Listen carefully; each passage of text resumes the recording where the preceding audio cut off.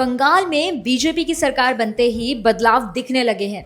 CM Suvendu अधिकारी ने अपनी पहली ही कैबिनेट मीटिंग में दिखा दिया है कि उनके लिए नेशनल सिक्योरिटी सबसे ऊपर है।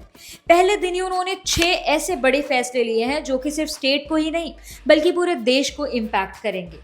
सबसे बड़ा एक्शन लिया गया है नेशनल सिक्योरिटी पर। बॉर्डर फेंसिंग के लिए जो ममता सरकार ने अपने फैसले अटका कर रखे थे और जमीन देने से मना कर देती थी, उसे अब सॉल्व कर दिया गया है। अब वो जमीन बीएसएफ को दी जाएगी और ये सारा लैंड ट्रांसफर का काम सिर्फ 45 दिनों में पूरा किया जाएगा। इससे बांग्लादेशी इन्फिल्ट्रेशन और इलीगल एंट्री पर लगाम लग जाएगी। इसके अलावा 5 और बड़े फैसले लिए गए। पहला, जो सेंसस पिछली सरकार ने 11 महीनों से रोक रखा था, उसके ऑर्डर आज पास हो गए हैं। दूसरा, आयुष्मान भारत योजना। बंगाल में अब पीएम जन आरोग्य योजना और सारी सेंट्रल स्कीम्स तुरंत ही लागू होंगी। तीसरा है उन कैंडिडेट्स के लिए 5 साल की एज रिलैक्सेशन का ऐलान जिन्होंने पुरानी सरकार की वजह से नौकरी के मौके खो दिए थे। चौथा है भारतीय न्याय संहिता यानी कि बीएनएस।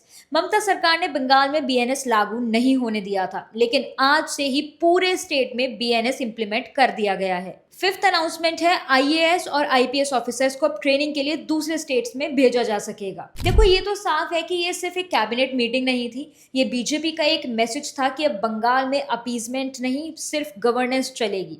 और बंगाल की सुरक्षा सबसे ज्यादा इंपॉर्टेंट है क्योंकि देश की डेमोग्राफी को सबसे बड़ा चैलेंज इसी बॉर्डर से आता है। आपको क्या लगता है, मुझे कमेंट सेक्शन में बताओ।